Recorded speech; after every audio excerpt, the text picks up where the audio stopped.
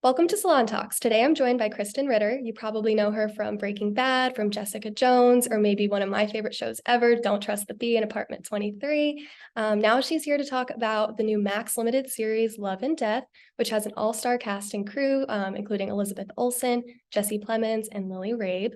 Hi, Krysten. How are you? Hi, so nice to meet you. Thanks for having me. Yeah, I'm so excited to talk to you about this show, which is based on a true story. So, what did you know about Candy Montgomery before you signed on, and how does your character fit into her story? I didn't know anything about this story before I met with our wonderful director, Leslie Linka Glatter, and David E. Kelly, and read the scripts. Everything was super top secret. I couldn't believe that it was a true story, and the scripts were so fantastic. And this is a really amazing group of actors, group of producers, and I was in immediately. I play Sherry Clecker, who is also a real person, Candy Montgomery's best friend and business partner, and her sort of confidant as she is making some pretty bad decisions. Yeah, and speaking of this, like cast and crew, I know that the writers and producers of this show really wanted to distinguish it from true crime in the true crime genre. How did that inform your work as an actor?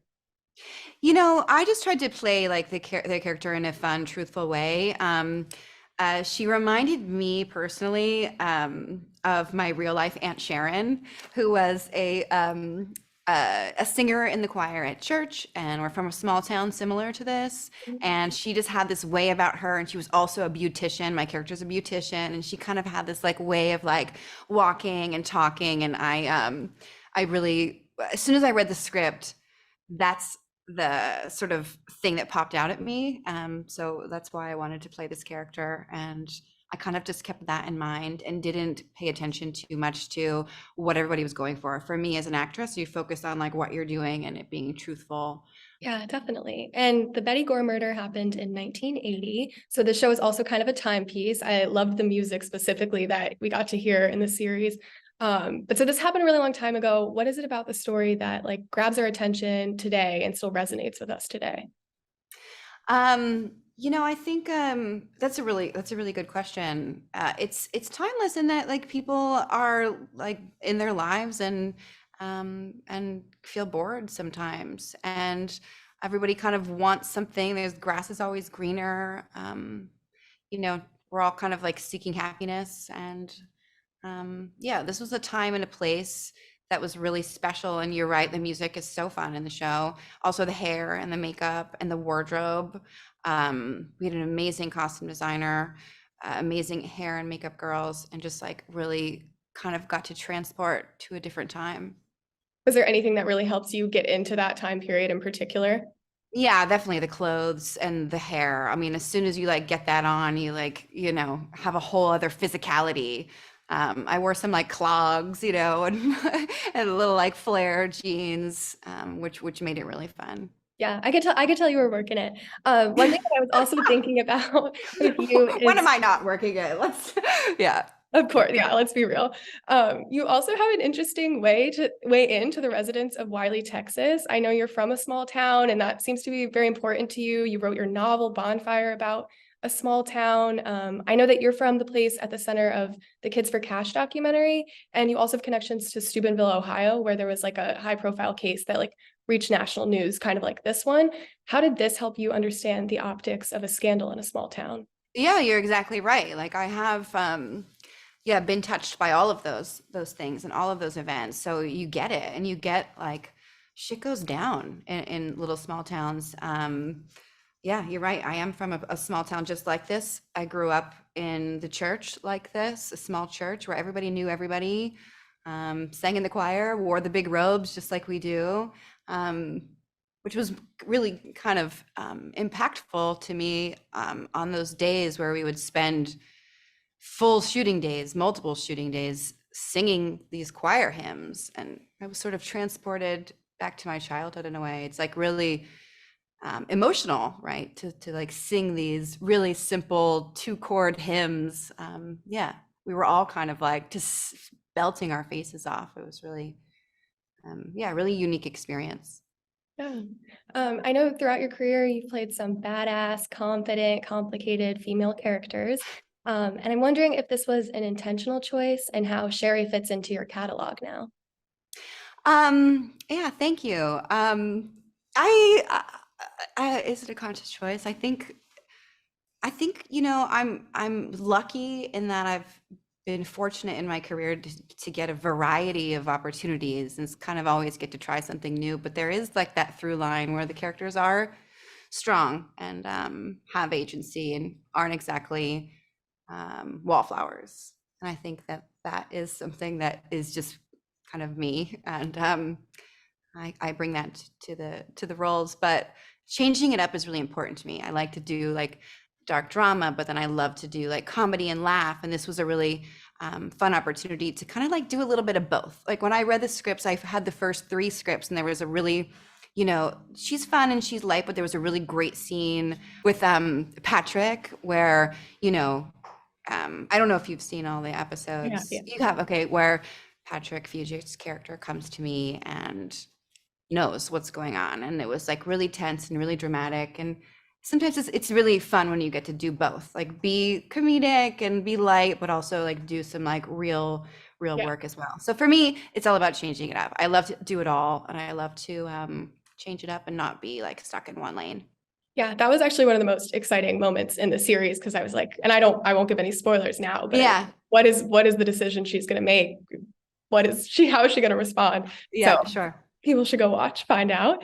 Yeah. And kind of like you're talking, I've seen you in so many things. So whether you're in a role like this, you're the best friend, you're Jessica Jones, a superhero, or you're the bee in Apartment 23, there's always humor in your role, whether it's at the forefront or not, and no matter how dark the content is. And I feel like it makes it uniquely you, a uniquely Krysten role. How Thank has your you. approach to comedy changed throughout your career? I really enjoy comedy, and I think I love it. I have always been very goofy and and like obnoxious and funny, and I like to find humor everywhere. It's something that I enjoy, and it's important. I love to laugh. I love to laugh all day, and so even when we're doing something that's really dark, I always like to find the flip of that. Um, and then obviously, like, we're both fans of Don't Trust the Bee in Apartment 23, which is just all laughs and all like going for it as much as possible, which I love. And yeah, I think yeah, being funny is one of the best things about the gig. Yeah.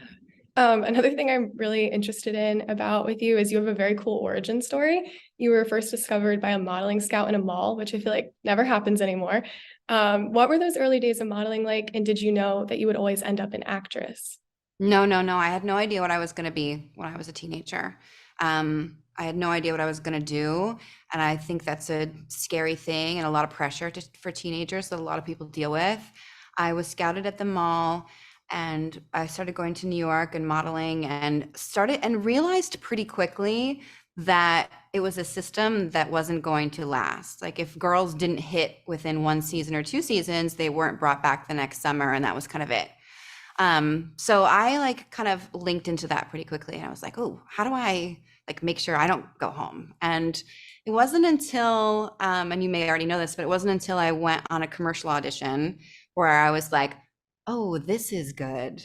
Whereas like most actors would say they have like no control over their lives, and like you just like keep doing the thing. Coming from modeling, I was like, in this commercial audition, like, oh, I finally have full control. I can be funnier. I can show up earlier. I can like plan my jokes. I can like, outwork. I can like work harder. And so that's where it was just like my eureka moment, and decided I wanted to like really focus on acting, and then started taking classes and working with a coach and transitioned that way. But I started from modeling and then started being like a background extra in like commercials, extra in music videos, and like blink and you won't see me kind of things. And then I started getting little parts, and I started getting like commercials, and it was kept going, kept showing up, kept working, kept showing up.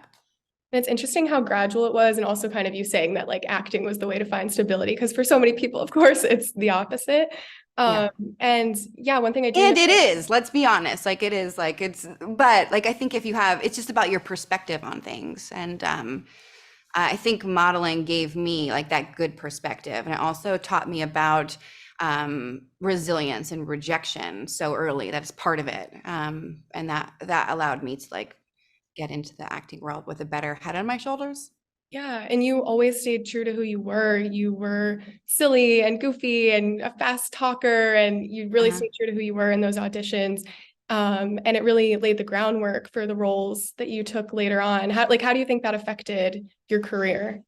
I think I was yeah, early days in acting classes, they were trying to get me to hold still and slow down. And I'm glad that I kind of didn't let that happen. Because, you know, I got a part in Gilmore Girls, and guess what? Like you gotta like talk. They were even telling me to talk faster, and then that kind of just led to the next thing was a little bit bigger. The next thing was a little bit bigger, and I kind of found a way in. I was like always like the quirky, funny one, the whatever, the this, and you just kind of keep like carving and keep showing up and getting used to hearing no 900 times in a row, and then finally hear a yes, and you grab it and keep going. And you've also directed, you have a production company, and you've written a novel. What Yeah. draws you to these other forms of storytelling? Well, I love storytelling, and I'm also like just somebody who gets bored quickly, and I and like to make my own rules. I'm not somebody who sits around and waits for my agent to tell me when I'm going to work. I never have. Never have. Even before I was getting jobs and like working consistently, I was making my own stuff. I was shooting things on like, camcorders and editing them on iMovie, making music videos, learning like GarageBand and making music. I'm always like very scrappy, always very scrappy, always like a scheme and always like a new interest or a new hobby I would always throw myself into. So that's what all of that is. It's like I really enjoy directing, and just from being number one on a TV show for over a decade, you learn so much and you see so many directors coming in and what their style is and picking up like, oh, this really worked for this really worked for that, and just having a point of view. And yeah, so directing and producing and writing allows me to sort of just kind of keep doing what I'm doing, but in a different medium. It's exactly all the same thing though. Yeah. Are there any other artistic challenges that you want to take on? Um, well, I'm working on a new book, which will be Oh, announced soon. It's taken me a very long time because I have a child now, and things just take so much longer. So I'm doing that. I have some other things in development, and I have a new show coming out, Orphan Black Echoes, which will be out next year. Um, and after this, honestly, I'd like to like learn ballet. That's kind of next. I'm gonna do like some ceramics classes. I'm just kind of one of those people who like gets really into hobbies and into new things. yeah. Ceramics is what I also want to try. And through it all, Ceramics, yeah, you'll yeah. love it. You'll love it. I got really into it years and years ago, and then I found a studio in Los Angeles recently and started going again. And there's just something really special about making something with your hands. It's very fulfilling. It gets you off your phone. It gets you present. It's very meditative. Um, and there's just something about like having something at the end that you just made, and you put a lot of thought and intention and love into it. So yeah, let me know how that goes for I you. will. And I know your first love is knitting. I know you're a big Yeah. knitter. I'm a Yeah. crocheter personally. I love crochet too. I honestly like, I go back and forth because I think knitting is better for garments and clothes and it lays nicer, but I like a crochet because it's faster. And now that I'm like a grown up with like a kid, I love like crocheting dish towels for my house, or like, like all my shelves have like like a mat that I've made to put like the cleaning products on. So I really enjoy crochet also. And I think for on set, it's just easier to pick up and pick down and put down. So yeah, I have crochet in there too. Okay.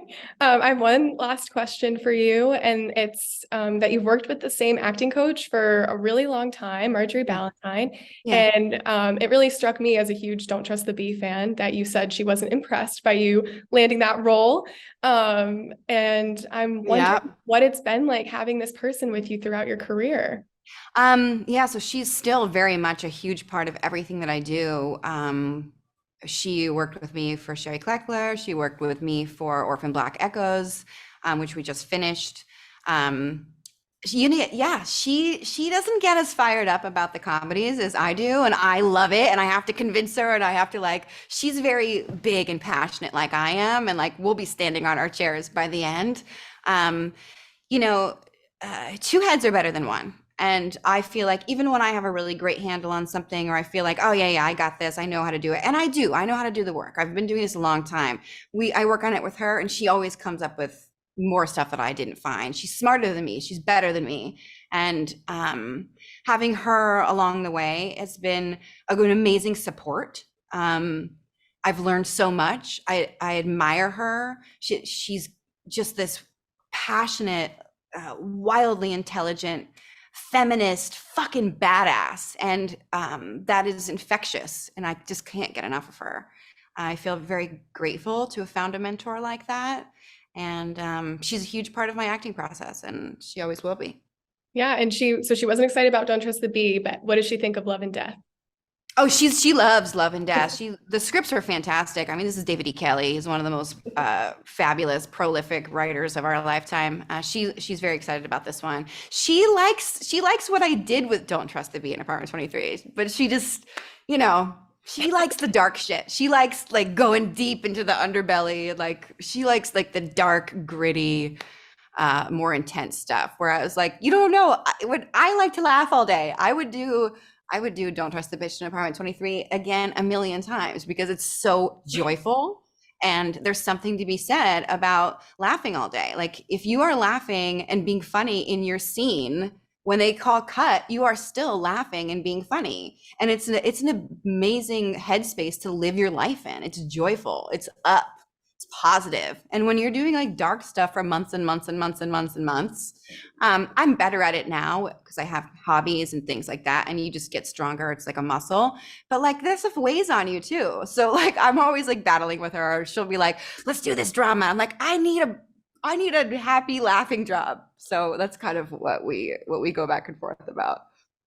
Definitely. And those laughs from Don't Trust the Bee, I still reference it today. I still make those jokes today. So Honestly, I don't know if you follow me on Instagram, but lately there's been like a really fun fan who's been unearthing all of these little clips and moments that even I forgot about, and I'll watch them and be like, what? I mean, I just can't believe the stuff that we got away with. The writing was so funny. That character was so funny. So it's been fun the past couple of days. They've been posting these little really funny jokes and moments from it. And I've been reliving it and enjoying it.